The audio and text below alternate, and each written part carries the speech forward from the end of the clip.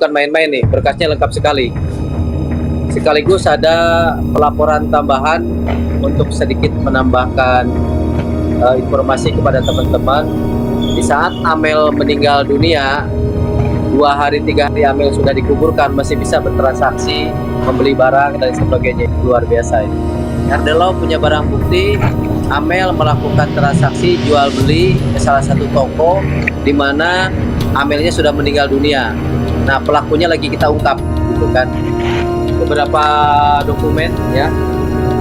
Dokumen ini logonya Polri ya. Jadi untuk YouTuber ini logonya Polri. Saya bacakan ya. Jadi yang saya sampaikan, saya berkomitmen bahwa saya bukan lawyernya Yosef, bahwa saya bukan lawyernya YMAA, saya tidak ada kepentingan dengan hal-hal yang lain, tetapi saya di sini melaporkan kepada Polda Jabar terkait tanda tangan palsu yang merugikan negara dan merugikan klien kami, tentunya. Iya teman-teman semua, balik lagi di KPI News. Kita masih bahas ke Subang. Ini kita bahas yayasan ya teman-teman. Jadi kemarin itu Kang Freddy melakukan live ya bersama RD Lau, dan itu ya luar biasa ya teman-teman untuk Pak RD Lau. Untuk tentunya jasanya luar biasa ya untuk benar-benar mau mengungkap kasus ini gitu kan ya. Dan nanti gua akan sedikit bahas juga mengenai percakapan Pak RD Lau apa aja, dan lebih tepatnya sih gue akan memberitahu teman-teman kemarin tuh gue nanya apa aja ke RD Lau. Kurang lebih gue menanyakan 3 pertanyaan ya teman-teman kepada Pak RD Lau. Itu alhamdulillah direspon oleh Kang Freddy dan dibacakan pertanyaan gue. Apa aja sih bang pertanyaan lu bang? Nah, kita simak bareng-bareng ya teman-teman untuk pertanyaan yang gue lontarkan ke ke Pak RD Lau. Tentunya mungkin pertanyaan ini juga adalah mewakili dari pertanyaan dari teman-teman semua gitu ya. Oke, langsung aja kita lihat videonya ya teman-teman. Ada Bang RD, silahkan yang mau bertanya.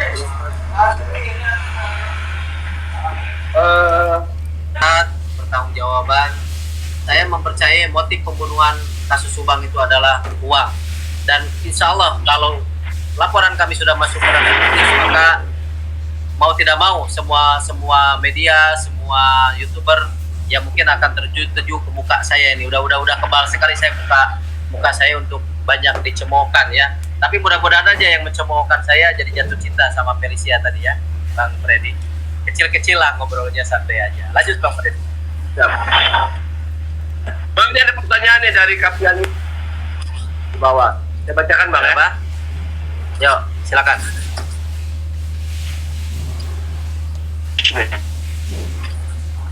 Mengenai kasus TNI yayasan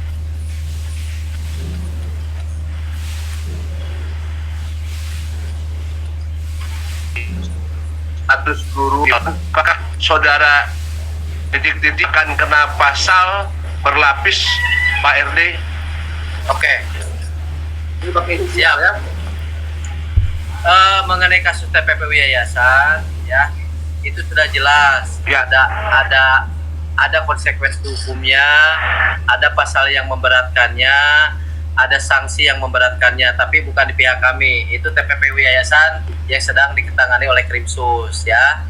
Nah, ketika dia sudah masuk ke ranah yuridis, bahwa itu dilakukan mungkin oleh Tipikor ataupun KPK mekanismenya, tetapi kalau laporan kami tentang tanda tangan palsu itu ancamannya 6 tahun, pasal 263. Barang siapa tanpa hak memasukkan tanda tangan atau dokumen palsu itu ancamannya 6 tahun. Jadi sesuai KUHP 16 bahwa orang tersebut bisa langsung ditahan ya. Dan langsung saya menjawab, Pak RD Lau, bisakah lawyer mendapatkan dana bos atau dibayar dana bos? Bisa.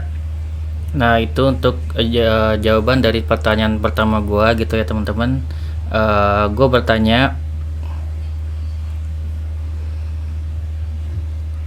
mengenai kasus TPPU yayasan dan ditambah pemalsuan tanda tangan siswa fiktif, status guru dipalsukan, apakah saudara YR akan kena pasal berlapis Pak RD gitu kan ya. Jadi beliau juga sudah menjelaskan bahwasanya kalau untuk TPPU Yayasan itu di diskrimsus ya teman-teman. Kalau ini dia diskrimum untuk laporan Pak Dedi, di mana di sini ada untuk pemalsuan tanda tangan segala macam itu ada di pasal 263 atau dengan ancaman hukuman 6 tahun penjara. Artinya di sini harusnya untuk saudara YR, karena ini tuntutannya 6 tahun penjara atau di atas 5 tahun, artinya ini sudah selayaknya untuk dijemput dan dilakukan penahanan gitu.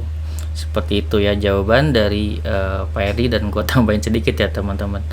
Jadi kita lanjut ke pertanyaan kedua ya teman-teman dari pertanyaan gue.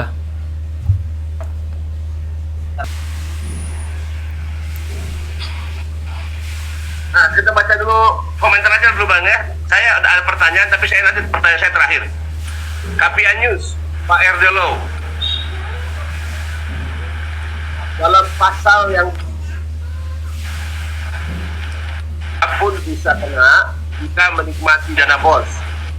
Jika saudara YR menyerang balik Pak Dedi sebagai orang yang juga menikmati juga dana bos, itu gimana Pak? Nah ini pertanyaan gua, ini apa ya, jaringan Kang Freddy rada kurang bagus ya teman-teman. Di sini gue bertanya Pak Erdilau, dalam pasal yang Bapak bilang sebelumnya gitu kan ya, kan ada pasal juga mengenai uang dana bos siapapun penikmatnya akan dihukum gitu. Jadi gue bertanya, dalam pasal yang Bapak bilang mengenai siapapun bisa kena jika menikmati dana bos. Jika saudara YR menyerang balik Pak Dedi sebagai orang yang juga menikmati juga dana bos tersebut, itu gimana Pak? Dan ini jawaban dari Pak Erdilau ya, jawabannya sangat luar biasa juga dan apa adanya ya teman-teman. Jadi ini jawabannya. Gimana Bang itu Bang? Saya ulangi lagi Bang ya. Siap. Pak Erdelo, dalam pasal yang Bapak bilang mengenai siapapun bisa kena jika menikmati dana bos.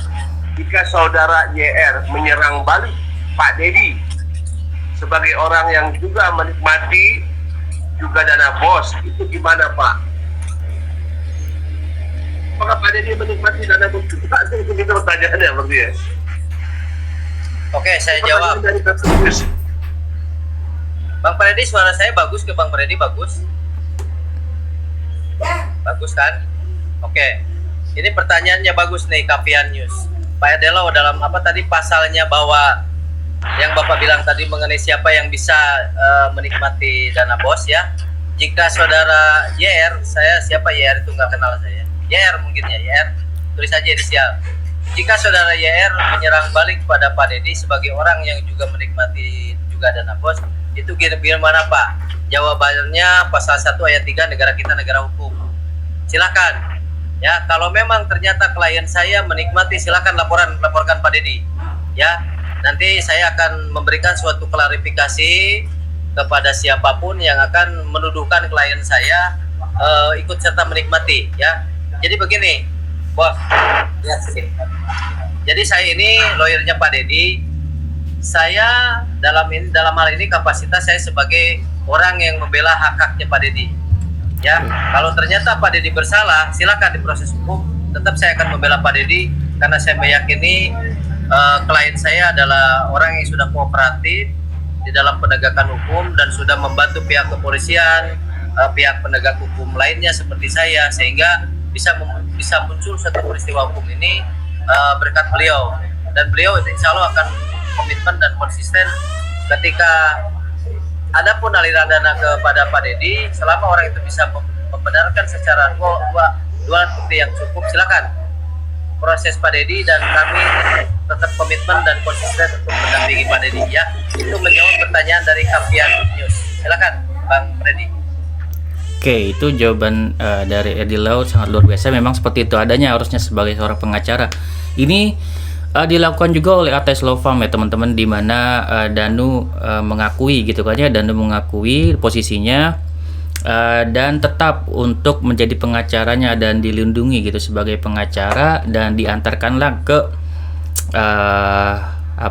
sebagai JC gitu. Pak Erdilau juga nanti akan juga bertindak seperti itu ya teman-teman. yang diharapkan ada pengakuan ya, baik itu dari pengakuan siapapun, itu adalah suatu hal yang luar biasa gitu kan ya, dan dia semangat untuk melindungi tetap gitu kan ya, karena di sini ada apa, ada niat baik untuk yang namanya mengungkap kasus, sama halnya seperti Danu melakukan hal tersebut. Jadi sama nih, makanya gue bilang posisi Danu ini sama dengan posisi Pak Dedi gitu kan ya, bisa juga dijadikan JC apabila posisinya Pak Dedi ini ada keterlibatan gitu. Makanya gue juga apresiasi kepada Dedi sekalipun, makanya kenapa gue bertanya seperti ini, karena apa, karena sekalipun jika Pak Dedi ada keterlibatan, gue tetap support. Karena kenapa gitu bang, karena supportnya gue ini bukan membenarkan apa yang dilakukan, sama seperti Danu gitu kan ya, tidak membenarkan apa yang dilakukan, namun mensupportnya itu dalam hal pengungkapan gitu, ada niat untuk mengungkapkan kasus ini gitu. Jadi itulah yang diapresiasi, bukan perbuatannya. Oke, seperti itu ya teman-teman, dan sangat baik ya jawaban Pak Erdi. Memang inilah yang harusnya dilakukan oleh seorang pengacara gitu ya. Lanjut ke pertanyaan gue yang ketiga, yang mungkin ini adalah sebuah pertanyaan juga dari teman-teman semua gitu ya. Dari Kapianyus nih ada nih, Kapianyus lagi nih. Berdasarkan bukti yang RD Law miliki, berarti bisa dipastikan Pak, dalam waktu dekat akan ada penjemputan oleh Polda. Mana bang? Ya, pasti dong. Ini barang buktinya sudah ada di kami, ya. Logonya bukan logo Pos Kamling ya. Jadi logonya logo Polri. Begitu beres pemeriksaan di Subang, akan ada tersangka baru dan akan P21 insya Allah. Mohon doa ya. Jadi Amin. untuk teman-teman yang berdasarkan bukti-bukti yang RD Law miliki, berarti bisa dipastikan ya Pak, dalam waktu dekat akan ada penjemputan oleh Polda Jabar. Betul, saya meyakini dan saya aminkan ya, karena itu tujuan kami. Jadi teman-teman yang kemarin masih simpang siur ya, melihat kerja kami di sini, kami tetap komitmen. Kami selalu komitmen dan kami selalu semangat ya, bahwa kami bergerak menegakkan keadilan dari jalur manapun, sehingga kami bisa mengungkap siapa pembunuh sebenarnya. Ini keyakinan kami. Tapi seandainya misalkan keyakinan kami hanya untuk memenjarakan satu orang inisial Y, ya sudah, nggak apa-apa. Memang dia bersalah menggelapkan uang negara yang sekian banyak. Itu extraordinary crime, kejahatan luar biasa yang dilakukan kepada klien kami, di mana klien kami merasa tidak pernah mengetahui, tidak pernah menandatangani, dan sangat merugikan, sehingga sampai sekarang kalau kata orang Sunda, hidup nanti diganggayong tah, dipanggil ke Polda, ke Polres kan dia, betul kan?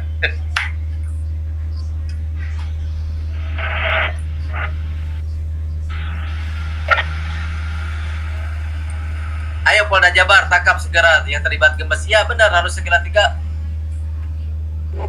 tangkap. Ya, itu dia teman-teman semua, 3 pertanyaan dari gua untuk Pak Erdi Law. Di situ gua menanyakan apakah nanti Yoris akan terkena pasal berlapis ya, tentunya melihat dari tuntutan Pak Dedi dan juga TPPU itu terkena pasal yang berbeda, dan itu udah pasti berlapis. Dan juga di situ gue juga menanyakan ya teman-teman mengenai Pak Dedi, yang juga bagaimana jika ada keterlibatan Pak Dedi mengenai dana bos ini gitu. Jadi gue memintai tanggapannya kepada Pak Erdi Law, dan Pak Erdi Law sudah menjawab dengan tegas ya teman-teman. Terakhir ya tentunya mengenai Yoris ya teman-teman, gimana apakah benar-benar nanti dalam waktu dekat akan ada penjemputan, dan beliau yakin teman-teman, bahkan sebenarnya secara detail di video ini diungkapkan bahwa ya dalam waktu seminggu ya teman-teman, beliau memiliki keyakinan itu akan ada penjemputan, kan seperti itu. Luar biasa ya teman-teman. Ini adalah bukti nyata suatu perjuangan dari Pak Erdi, dan kita harus apresiasi ya teman-teman, harus dukung akan adanya pengungkapan untuk kasus Subang ini, dimana kalau Subang ini juga ada bagian yaitu pengungkapan yayasan ya teman-teman, selain ada OOJ juga gitu. OOJ ini sudah terungkap, tersangkanya sudah ada, tinggal yayasan nih teman-teman. Kita tunggu banget tersangkanya dari yayasan ini gitu ya. Di sini gue juga mau jelasin mengenai Pak Wilau ya, yang mungkin ya ini kalau menurut gue pribadi ya selalu mengait-ngaitkan dengan Pak Yosep gitu ya. Ini menurut gue pribadi, silakan teman-teman berkomentar juga.